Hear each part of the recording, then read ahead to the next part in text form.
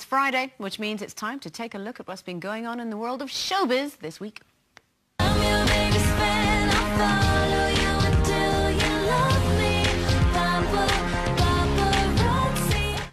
Okay, first up, imagine you were given the task of being Brad Pitt's waitress. Unfortunately, for one overly keen waitress, Brad Pitt wasn't too receptive. When she asked him if everything was all right, Brad apparently snapped back, "If it wasn't, I would let you know." He did later apologise, saying he was overtired. However, would we be able to keep our cool, and who would you not be able to wait on? Well, I think I would fall apart if it was Johnny Depp. Yeah. Wouldn't know what to say to him. And how about, shall I take your order? Oh, yeah.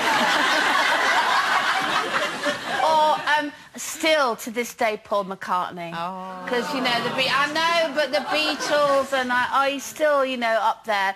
But, Cary Grant, but he's dead, so that would be weird.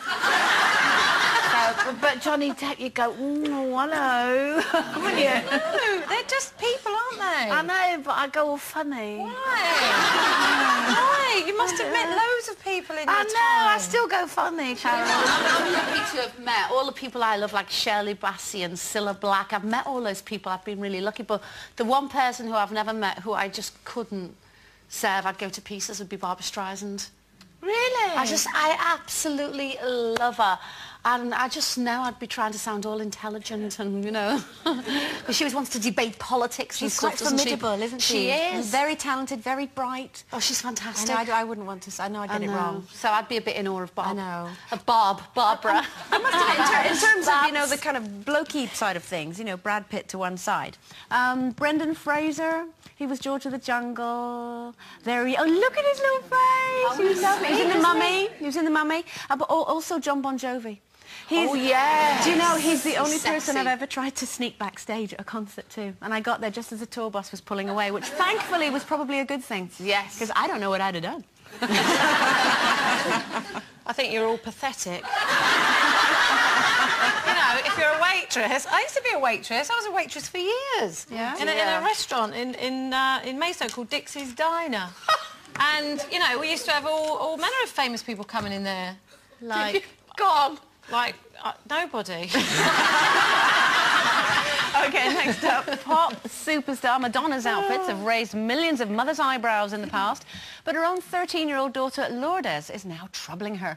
In an interview earlier this week, talking about her daughter's dress sense, she said, "If anything, I wish she would dress more conservatively." How's that for irony?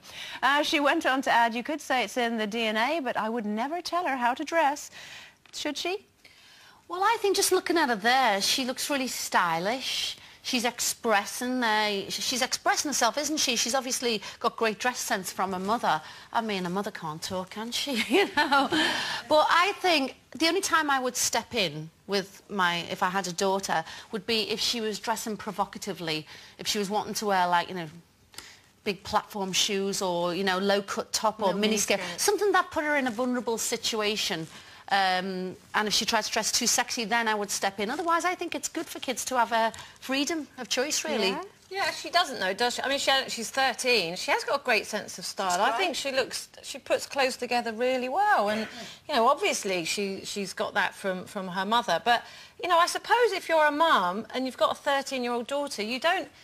You know, you want her to be like a little girl for as long as possible. You know, she probably wants her to wear floral dresses and little sandals and things like that. She's only just got into the floral frocks now, hasn't she? Madonna? Yeah. Well, no, she's gone back the other way, hasn't she? She went through her sort of, you know, tea dress phase when she was doing her children's books, and now she's back in thigh-high boots and mini dresses. Tights or anything. No tights or anything. So, you know, she knew she was being ironic when she said that. But I just suppose it's if you're a mum, you want your little girl to look like your little girl. I think so. Not like you. No, but when Keely... I was trying to think, because when Keely was 12 and 13, the thing is, you just always want to protect them. So you don't want, you know, like, boobs hanging out, and you don't want short skirts, and you don't want any of that. You want them to be a little girl. But Keely at that point went through the goth stage. Remember the goth stage?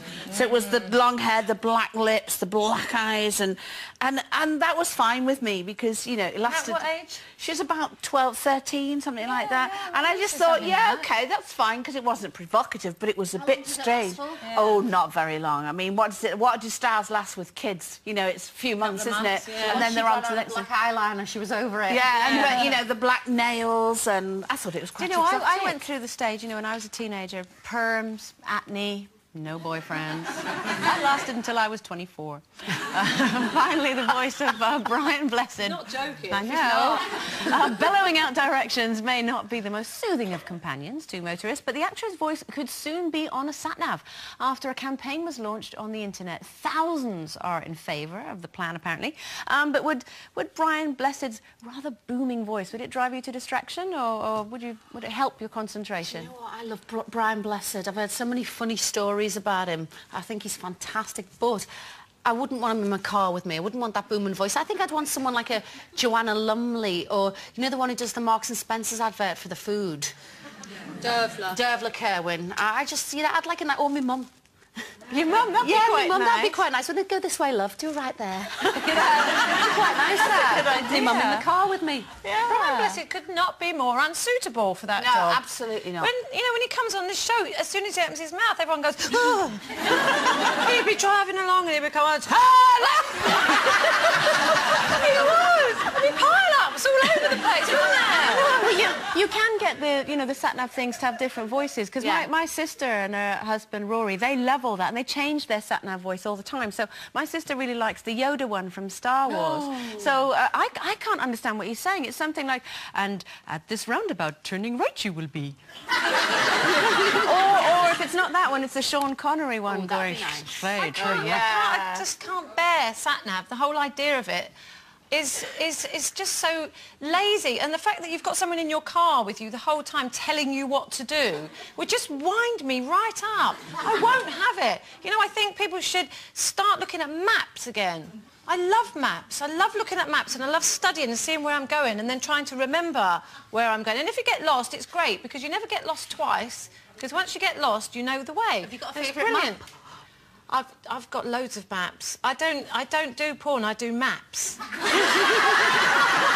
Honestly. Also, the sat-navs often send you the wrong way, don't they? So you can get nicely People lost. end up in drains and ditches. Not drains, ditches.